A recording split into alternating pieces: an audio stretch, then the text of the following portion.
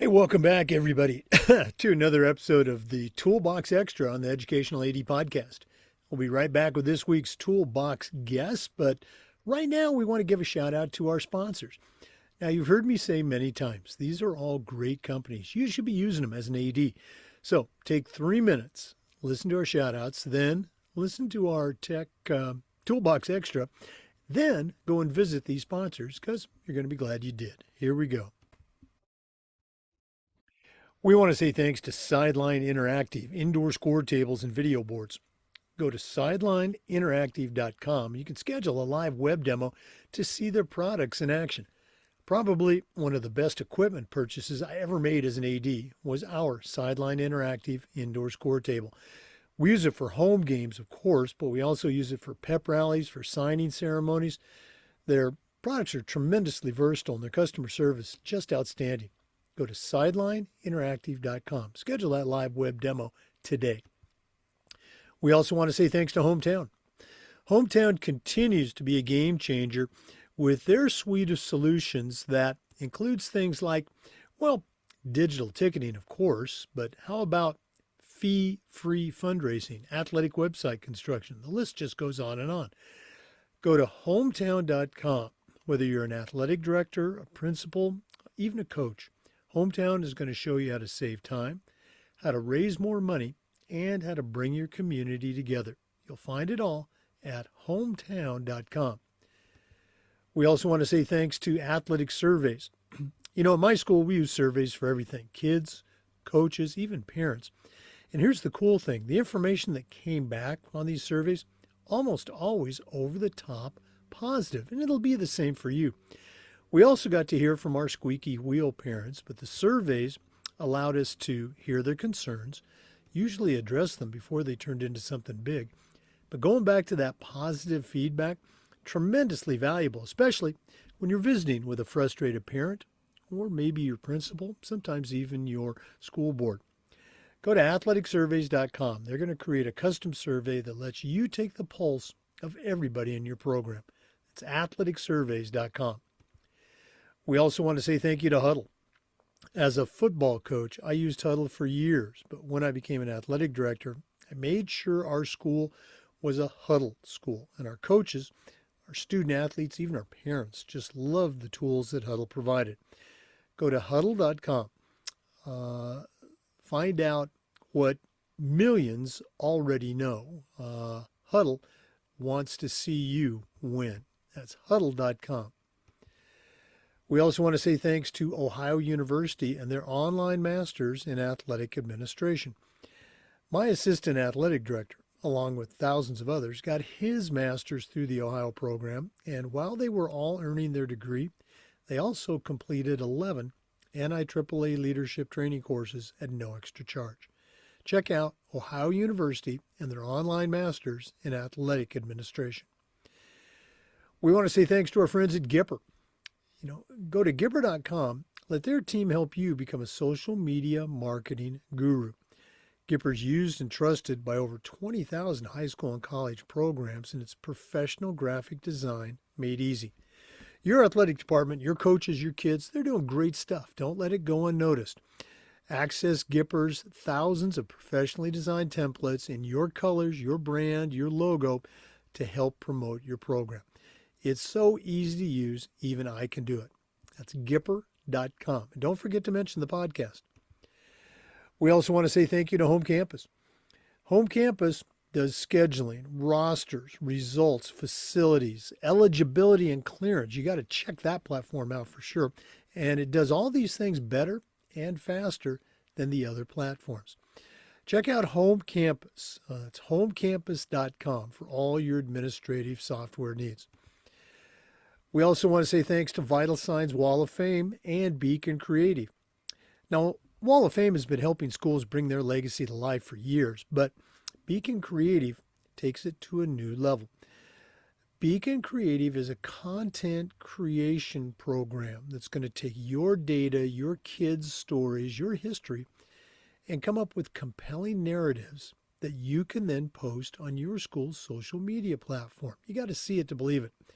I want you to email John Townsend. You can do that at John, John, at beaconwalloffame.com.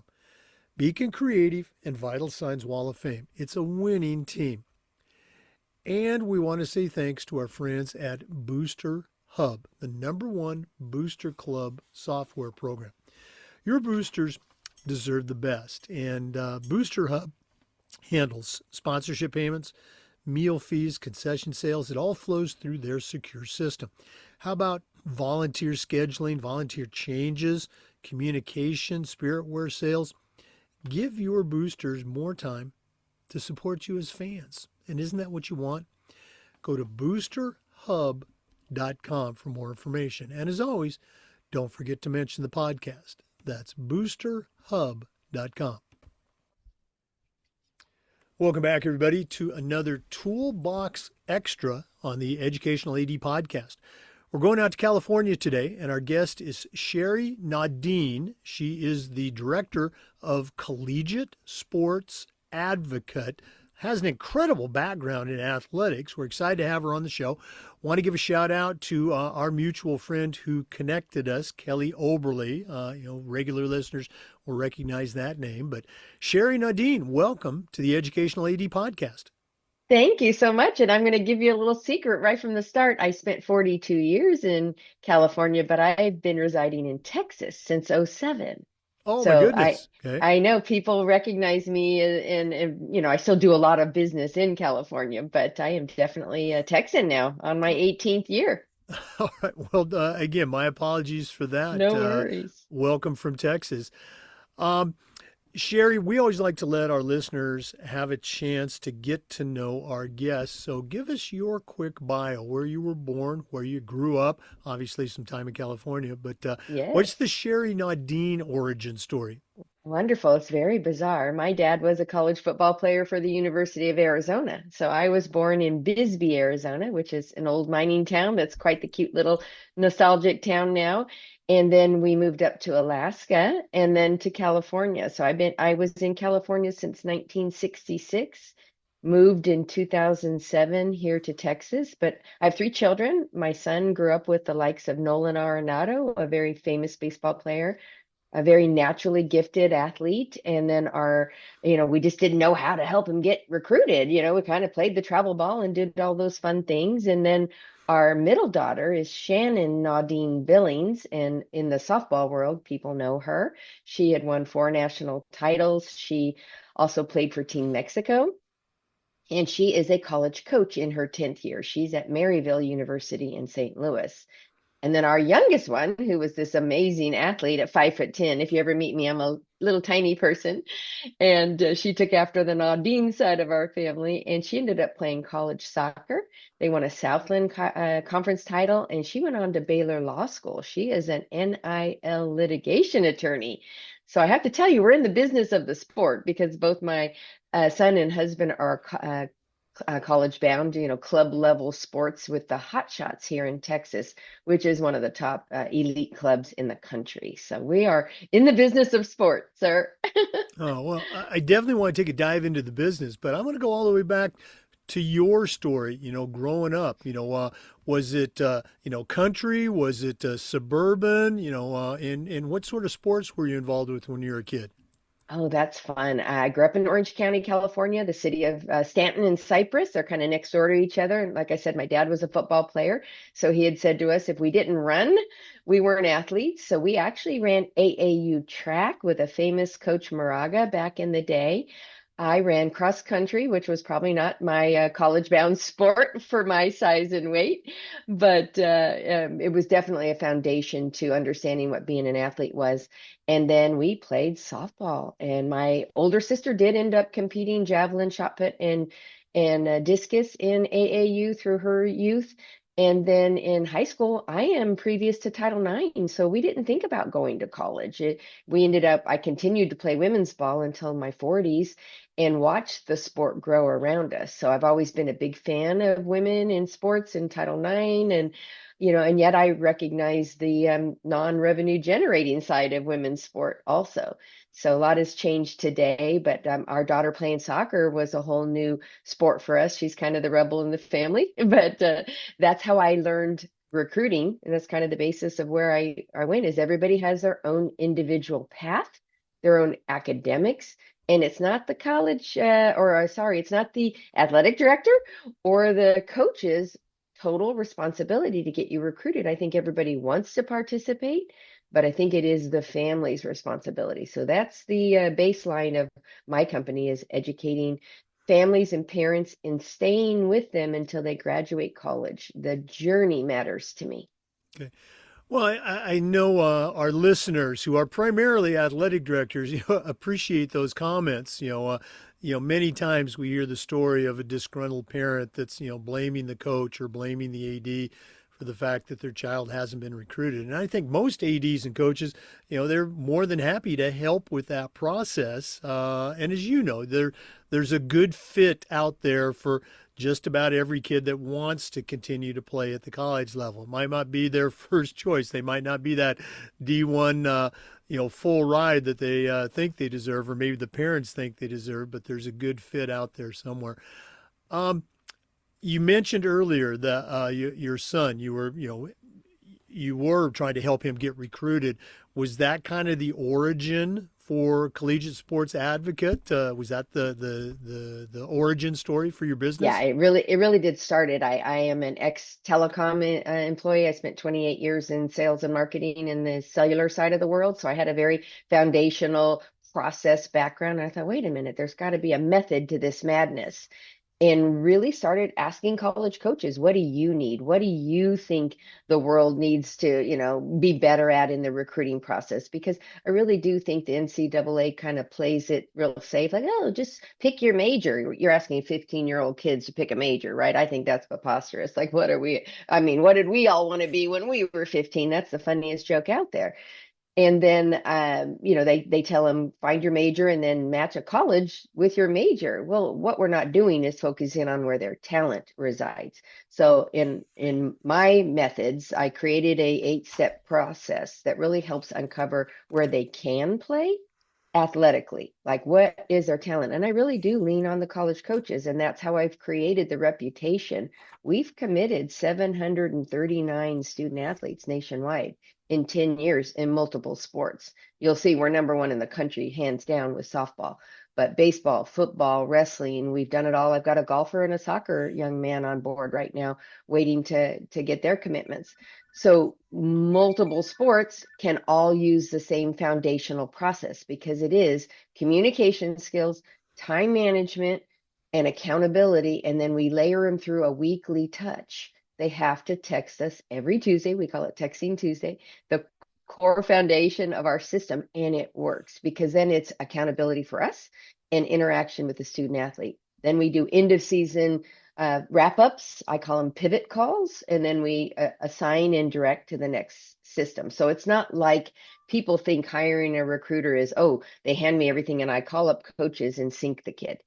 That's late recruiting. That's I call it desperate recruiting. When you're at the end and you have nothing else and this kid just wants to play anywhere, we can do that too, but that's not the best thing. We like them early. We get them 8th and 9th grade for females, 9th and 10th grade for males, and it's only because of physical development for the males. They're just not in their prime yet. You know, having been involved with sports and athletics and education, for career, I've seen changes. 100 years ago when I was in high school back in the '70s, it just there wasn't that much going on proactively. What are some of the changes that you've seen maybe in the last 4 or 5 years? Obviously, NIL is different, but that's a whole nother story. But Yeah. what's some of the changes that you've seen that maybe parents and coaches or ADs might not be aware of? Monumental changes. And again, I'm very, very versed on the female side, but we usually follow the men's side. I call this life cycle marketing, right? What baseball does 5 years ago, all of a sudden is hitting the female side. What has really happened is I have a young lady that is at Charlotte right now. Her name's Jenna Lord. She hit 21 home runs last year, just amazing for a mid-major, but she started off being at Alabama, went in the portal, just had things in her way. She's actually a podcast of mine up on YouTube.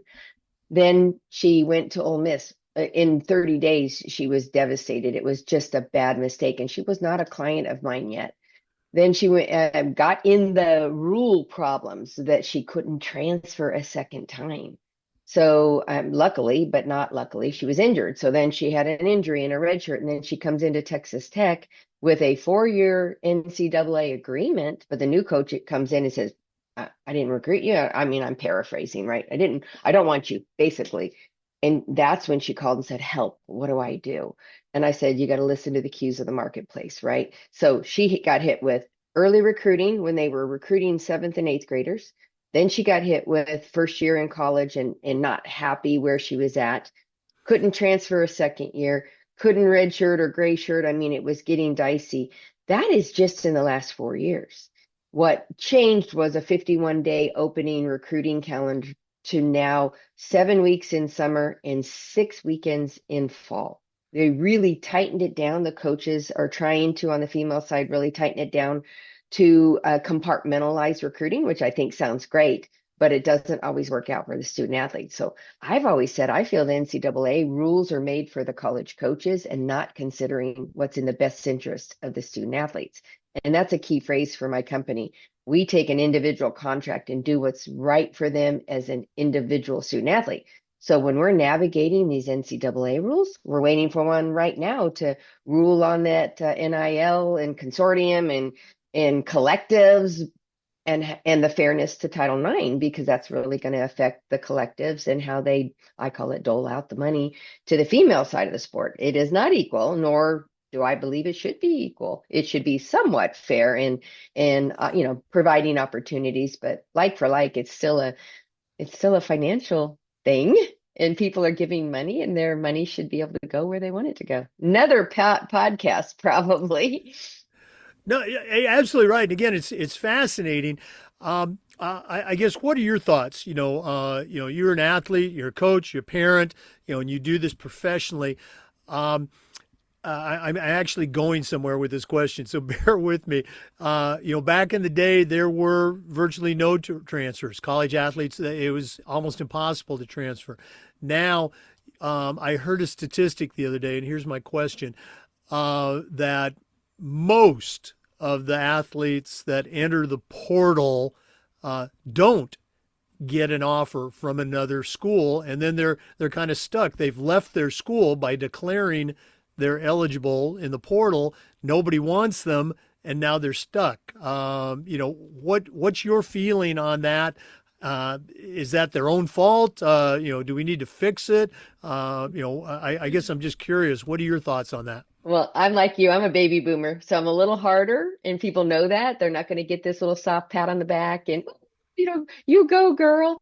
But so you can delete that part if you want. But my opinion of it is personal, plus it's experience. My daughter played at the University of Kansas, a big top pick in her age group in the country, and she played 11 through 15. There was one young lady that left her team and declared it in the middle of the season. Man, it was not a good thing. That is a great way to kill chemistry. She went to another university, played a week longer than we did the next year, but we saw a lot of dirty cheating. We, saw visits while we were on, trips with people, with our team. That still happens. It happens more than you'll ever believe. And what I saw was what I think is selfish. This particular player wanted to be on TV. I mean, the Big 12 just didn't have a lot of TV coverage in that generation, right? It was all about me, but wasn't a me player. She wasn't a leader offensively, wasn't a key defensive player. Actually was kind of a plug-in player for whoever wasn't doing their best. And yet she ended up going pro, very talented young lady, just didn't have the team concept and the team ability. That's what I think is being damaged now, is how do you build a culture of 4 years for each class and build that team chemistry and momentum, and we're in it together. It's each man for themselves right now, even in mid-major. If these mid-majors have a great experience, they get plucked. And that's going to be the answer to your question, because everybody thinks that they're so amazing and their coaches did them wrong. And I'm a TikToker, and there's a lot of hate for these coaches up there in TikTok. And it's wrong, because they did like them. They invited them. They recruited them for 2 years plus. They gave them money. They invested in them. I always say, what did you do back? to keep that scholarship, to earn that scholarship, to give back what they've invested in you. And only the ones that have the 5-star, big explosion, all of a sudden, blossomed into this amazing person would potentially, go in the portal and get risen up. But it's a risk. However, the cheating happens. The travel ball coaches, I heard one where they sent their players to go talk to that kid because they all played travel ball together. So, yeah, Yeah, again, it's just it's about 5 different podcast episodes that we've talked about. It exactly. it's and even at the high school level, it used to be, and again, it's that you said baby boomer experience. It used to be, oh, I can't wait to play for my high school team. Now it's, well, how many reps am I going to get? Yeah. Am I going to be the starter, and what are you going to guarantee me? Even at the high school level.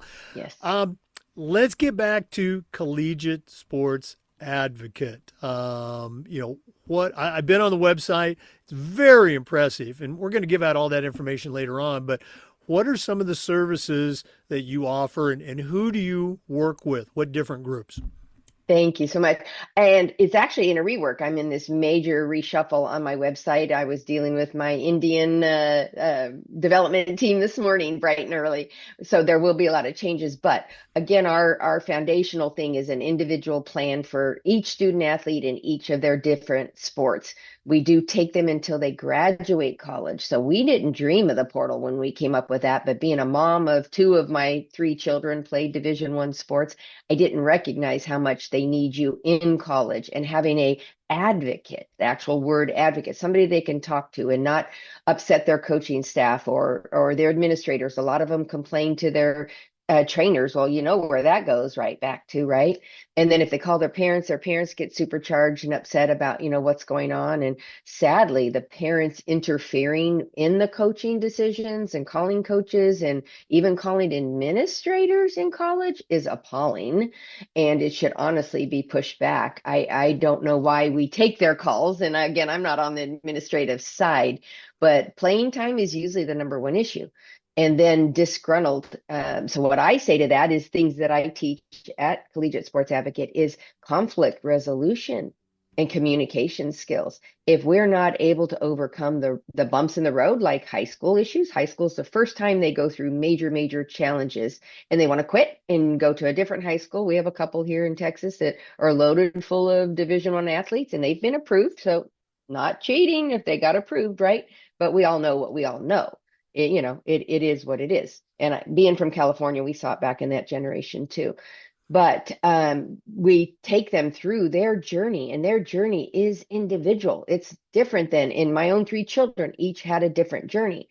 So the journey is different, and the advice and the navigating that we do for understanding what it is. I talk to the parents, if not more, as much as I do the student athletes. The student athletes are engaged in the actual process of, writing emails. We teach them how to write emails. We don't use those apps that just spit them out and go into spam because they're coming out of a server.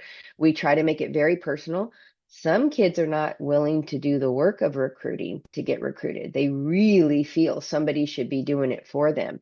So we look for the kids that want it without a shadow of a doubt. We love the high academic kids. We're about 68% Division I, but we are all over the Ivy Leagues. I got my first Cornell kid last week, but I've been a student athlete at every single one of the Ivy Leagues. And I definitely Division III. Again, I like the high academics. I have an advocate in Kentucky that does nothing but focus on the high academics because her own daughter is going to St. Mary's up in the sister school to Notre Dame in Indiana. And, that was their desire to do that and the value and what that does for them for 40 years. So we're very passionate about that. The 5-star Division I student athlete, man, we know who they are when they're 9. I coached 4 kids in 10 and under that played at Oklahoma and won title rings. We knew it when they were 9. So they too, now more than ever, the top talent needs an advocate in the system, if not a lawyer. If it's a football player or an NBA person, I refer them to the law firms because they need agents/law firms to help them through. They are financial contracts. They are not national letters of intent anymore. The Right. NCAA is not managing that. That's another big change that happened. So the amount of process that we're going through with each family is dependent on their talent level. So if you see me on TikTok, I say talent, team, who you play against, and then the work you do in recruiting ends up being where you play. It's not talent alone anymore. Right. Again, in here in Florida, Florida's pretty good. Let's say producer of athletic and academic talent. Um, every state, and I'm speaking about Florida, but every state is beginning to create NIL language for their high school state association. And the Florida Association is no exception. I think they might have been one of the earlier ones. As it was being discussed at the high school level, you've got high school coaches, ADs in the building. And this was maybe 1 year ago. I was in a meeting and there was over 100 athletic directors and coaches in there. And there was all this outcry about, oh, NIL is going to ruin this. It's going to do this. It's going to do that. And I asked the question, how many of you in this room right now, and it was over 100, have had any kid, boy or girl, any sport, get a full ride at a NCAA institution? And out of that group of 110, 115, maybe 3 hands went up. Okay. Yeah. And I said, that's what your NIL experience is going to be like. Okay. It's not going to affect 99% of the kids that we deal with. I think I was right, but I'm curious to take 100%. your opinion. I'll give Yeah. you, yeah, I'll give you some numbers on the softball side. Point oh 0.03 will actually play in the Power Four conference. 0.03, and they're not all getting NIL. And then there's, and again, I'm not a lawyer. My daughter's group on social media is called We Are NIL, and they're all about educating what it all means. So you'll see some of their attorneys, giving information about what to beware of. But what I hear is there's 2 different type of NILs, and the majority of the student athletes, and I've got several in Florida and one in Jacksonville that actually was going through, and we were working on it together. It is an individual NIL. You have to then build up your social media. So we actually have a product called Branding You, and it was just my marketing experience, because when they're going through recruiting is not when they need to build their NIL numbers. And that Twitter and all that is not the way they get recruited. Those I could do a whole nother thing on marketing, but they build their brand after they get committed, because building your brand is different than being recruited as an athlete utilizing social media. And that's a big message for families. I think more damage is done on social media than helping them get recruited. But on the NIL side, they are then creating their own marketing. They've got to have a contract. They've got to be able to put together their brand and have enough social media, like I call it points of presence, right? Enough touches, enough followers in order to get the NIL money. Had a young lady in a Big Ten program, and she did it out on her own. She's like, yeah, hey, come have pizza with me at the local pizza joint, and then use a code. And then, she got a little bit of money to, represent the local eateries. And I thought that was clever. She did it on her own. It wasn't driven by the university. And yet I always let the kids take over my Instagram. And I had one in the ACC call me, and I called her and said, hey, do you want to run my Instagram and do a day in the life of XYZ University, right? And she messaged me back. Now, I honestly think it was from the dad, but she said, my university wants you to sign an NIL and pay me. And I said, well, tell your university that you're going to gain credibility, and your university is going to gain more off my social media than they are going to gain off of you signing with me right now. So if you're looking for $100, I'll pay you if I get a referral, but that's not what we're doing. I'm trying to build your credibility for your university. So I think there's a lot of confusion on who's got the brand power, right? Right. And then you got the consortiums, like I'm near Texas Tech. I know all about that deal. That's some big, what we call oil money in Texas. That's oil money. It's not old, it's oil money. Another one of our podcast regulars, her name's Kate Fitzgerald. She was a beach volleyball player for Arizona State and was very successful in creating her own NIL, locally with Arizona State businesses, banks, et cetera. And now she's graduated, but she comes on the show frequently. You mentioned commitments, and you see this. You've seen it for a few years now.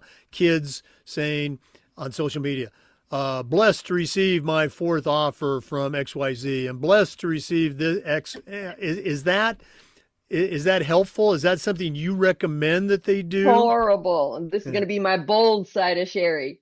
Horrible. There's not a coach in the country that wants you to be stacking up offers. Now, I see it happen a lot more in football. I don't know. I've never been part of it ever working out where that builds more offers for them. We all know who the top stars are. So by posting it, it just has a, I always say, an icky feeling in my stomach. It You're does. just not right, right? On the female side, not all of them bought into the, roster cap of 25 doesn't mean they get 25 scholarships. Most of them are still sitting with 12 scholarships. So if I've got a roster of 24 or 25 people to even play the game, I got to give you a piece of my pie.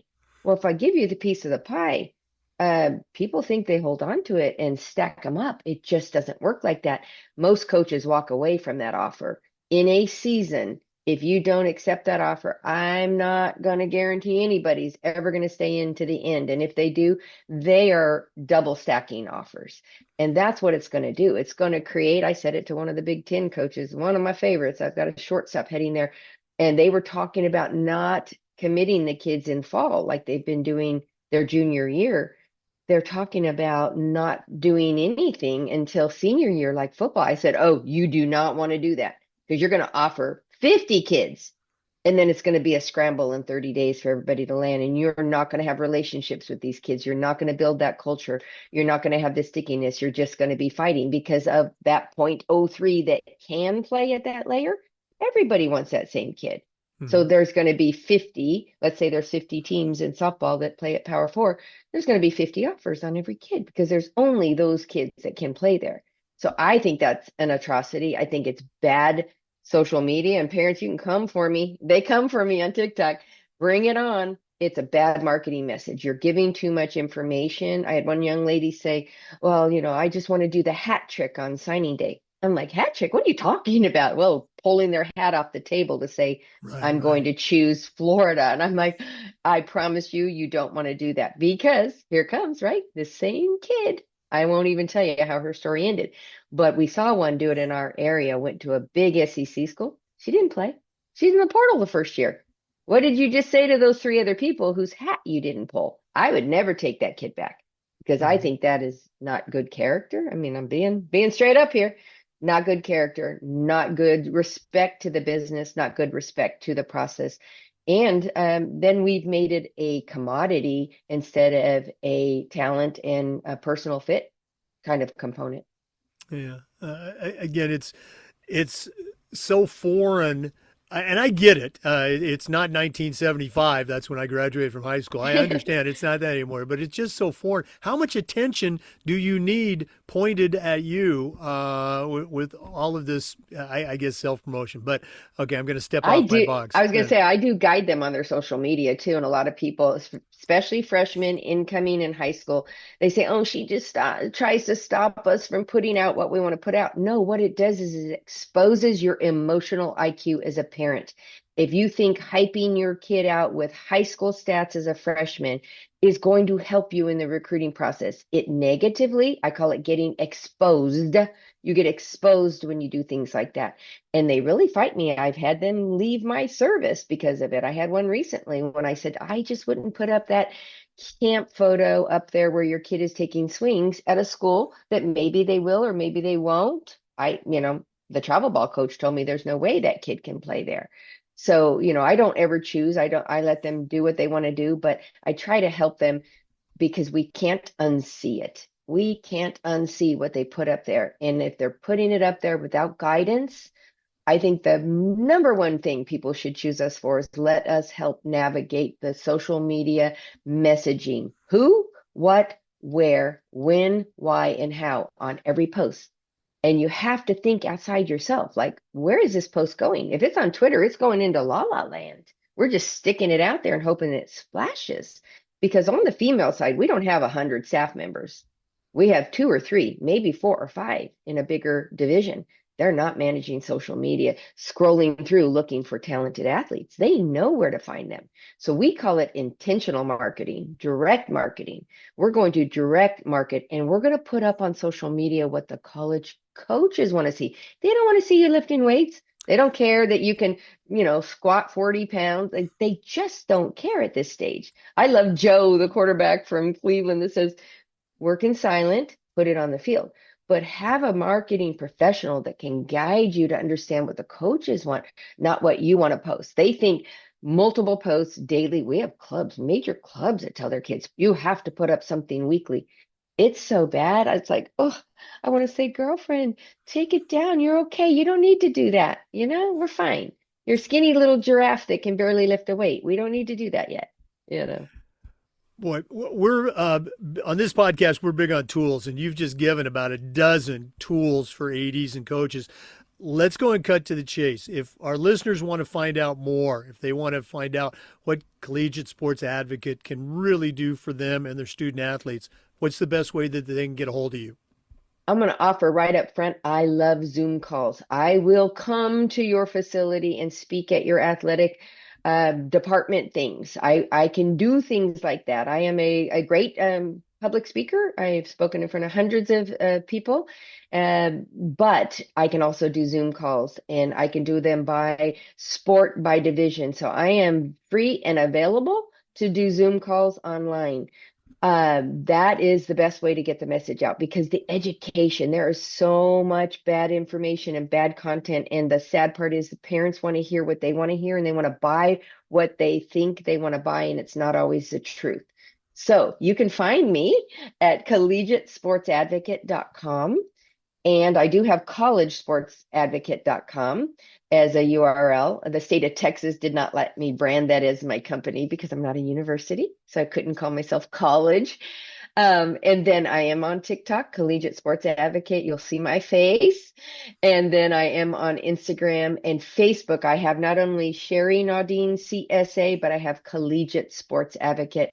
I've also just started a Facebook page that we would love more activity with called Everything Recruiting because we're trying to get valuable, truthful comments put up there. And we just haven't gotten it rolling yet because, again, parents like to go up to these, random Facebook pages and ask stupid questions. And man, there's so many recruiters out there.